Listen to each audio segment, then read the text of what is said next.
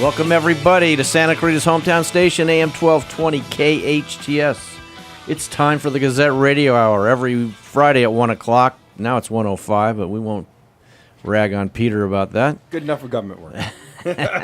And, folks, this is the Gazette Radio Hour with Doug and John. It's a radio digest version of the Santa Clarita Gazette and Free Classifieds for all you need to know to be in the know. And this is Doug, and usually I have a co-host sitting here named John. But John, who happens to be an attorney for Farmers Insurance, guess what? They made him go to work today. Usually Fridays he works from home, but for some reason he had to go. I thought that was the whole point of being a lawyer, is you didn't ever actually have to work. You tell him that. But our special guest is the one and the only Mr. Robert Patrick Lewis, who's usually our national correspondent, who's on the phone with us. He agreed to join me in studio today, and we're glad to have him. Robert? Glad to be here, and you can call me John if you'd like, if it makes things go a little bit more smoothly. Why John? I answer to pretty much anything. All right.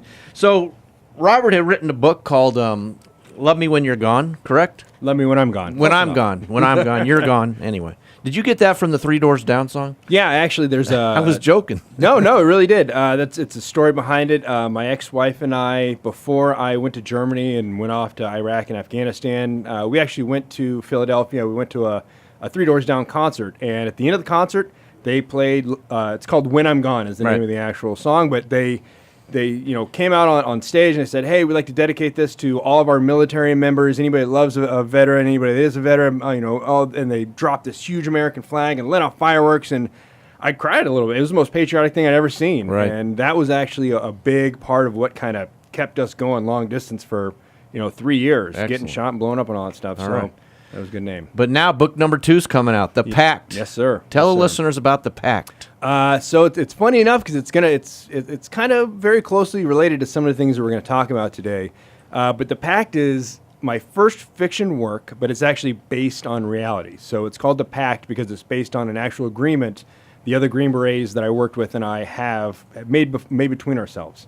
So our agreement is if anything ever happens, so if the U.S. is ever invaded or if there's some kind of social collapse, we all have some land in an unidentified area. We all fall back to that unidentified land and defend in place. We do what Green Berets do. And basically, if it is an invading force, we commence guerrilla warfare, right? So we do what we do best. If not, then we just survive together. Okay. But it's loosely based on that kind of agreement. So not to give the book away, but can you tell us what is the calamity that's occurring that causes you guys to want to head to Colorado? Yeah, so this book is based on an invasion, right? So Okay. there are a lot of things that could set these motion in place. I'm very detailed about the steps that we said would cause our plan to go into motion, right? So every single one of us has a manila folder in our car that has the maps of the route that each one of us will take back to our land, what it is that'll start this chain of events, and all these different things. So for mine, it is the grid going down, so the communications grid going down, the electricity going out,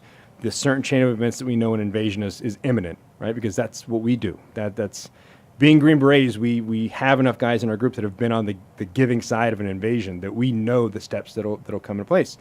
We know China has been hacking into our power grid, our communications grid, all of our networks for the last decade at least. And so you're not talking the book now, you're talking reality. Well, the book is based in reality, okay. Right? So these are these things that I saw the world kind of setting up these certain chains of events, and I knew it was going to happen. I saw certain enemies of ours becoming very good friends. Russia and Iran starting a natural gas deal, China and Iran becoming very close, China and Russia becoming very close.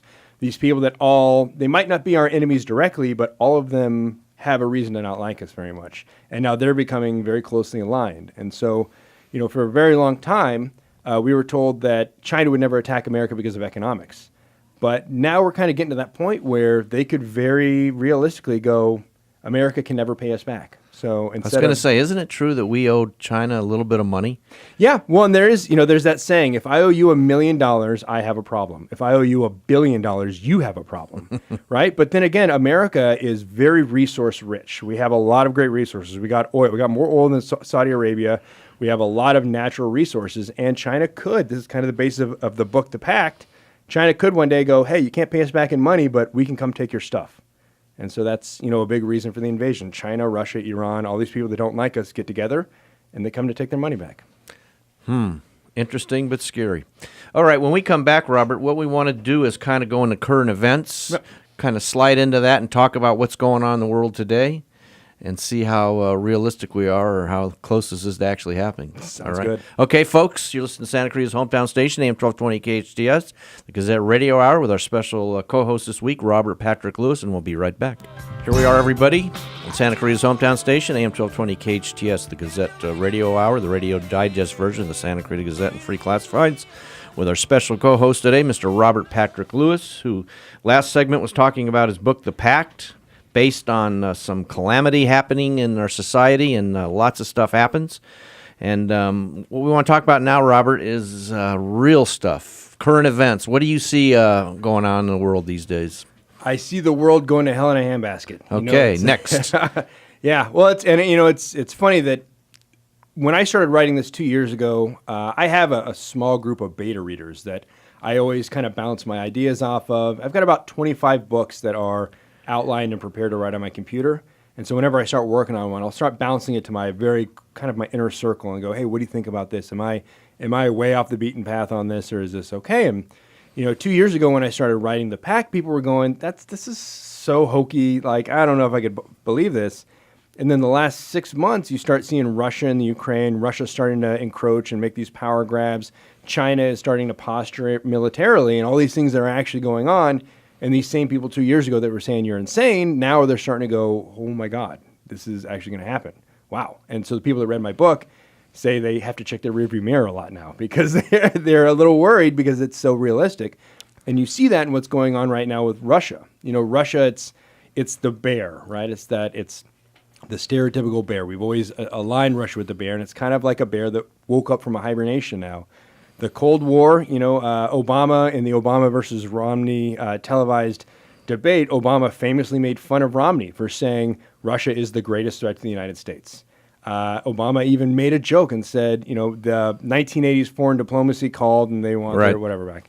And now it shows, that America not only made a mistake in electing who they elected, but that a lot of people have been fooled, and that they thought Russia was no longer a threat. They thought that they had just kind of crumbled upon themselves, and now they're starting to come back and say, no, we're here and we're coming to take our stuff back.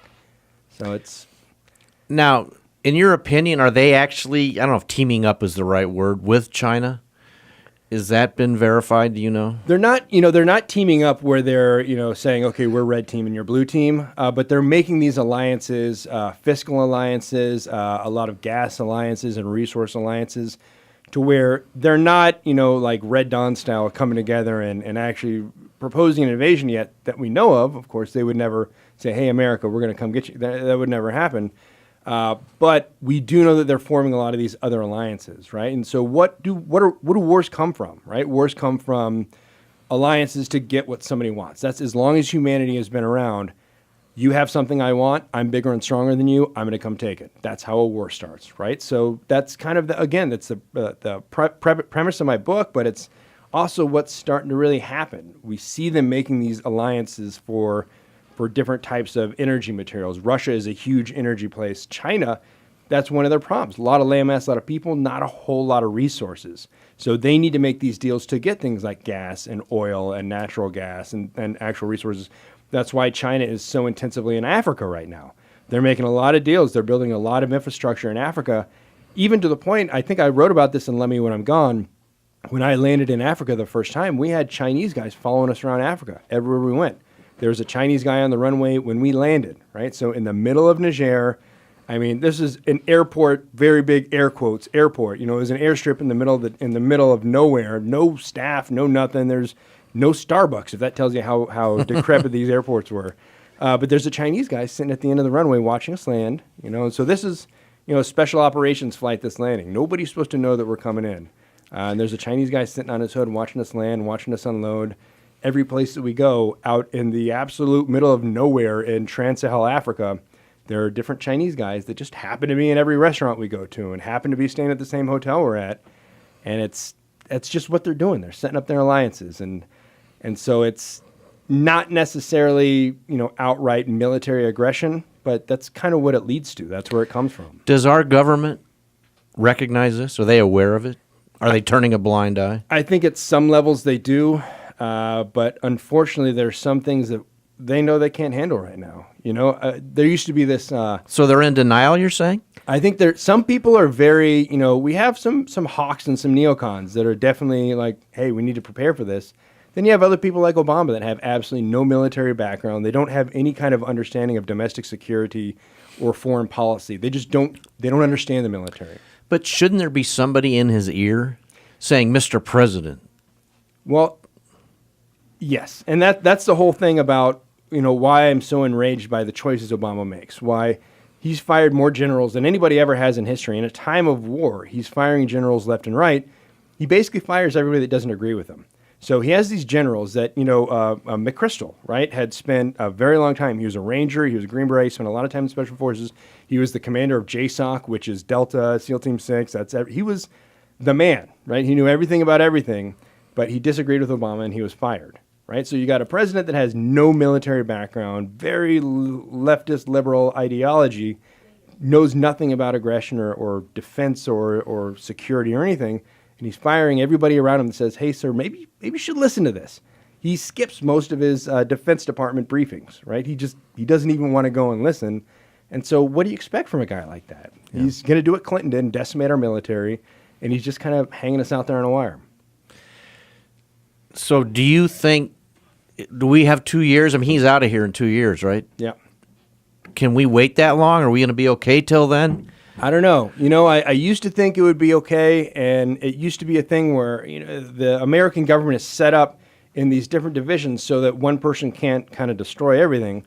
But it seems, and this is another kind of premise of my book, I say that a lot of American politicians really helped this process happen, and it seems like some of these moves that are being made, he's not an idiot. I mean, the guy is a very smart guy, and some of these things that are being set up look like they're almost done on purpose to leave us defenseless. And unfortunately, 2 years, maybe it won't happen in 2 years, but he could decimate our military to the point where we can't respond even if it happens after 2 years. Wow. Because these things are done decades in advance. C-130s and C-5 flight patterns are done years in advance. A lot of these things that we do, submarines, they can't just be made in 6 months. You know what I mean? So we're setting up these chess pieces to leave us defenseless now. Hey, in the 1 minute we have left in this segment, let's go back to the pact. When can folks get it? Where can they get it? So I sent it off to my publisher on Sunday. I know it was a kind of a running joke with us when you were actually sending it off. Yeah, you've been telling us this for like 5 months. It's a labor of love, man. I've been working on it for 2 years. But it was actually sent to my publisher 2 weeks ago for Kindle formatting. So it should be available for sale in about 2 weeks, and then the real book within a month, an audiobook. Mike Dawson of Adam Carolla Studios started recording it this week, so the audiobook should be up within a month. Wow. Yep. So that's The Pact by Robert Patrick Lewis? Yep, and you can check it out, thepactbook.com. All right. And Robert happens to be my co-host this week, as John, a normal co-host, actually had to work today. Imagine that. Don't know if he's listening or not, but I hope you're stuck in a boring meeting, John. Anyway, folks, we'll be right back on the Gazette Radio Hour on Santa Cruz hometown station, KHTS.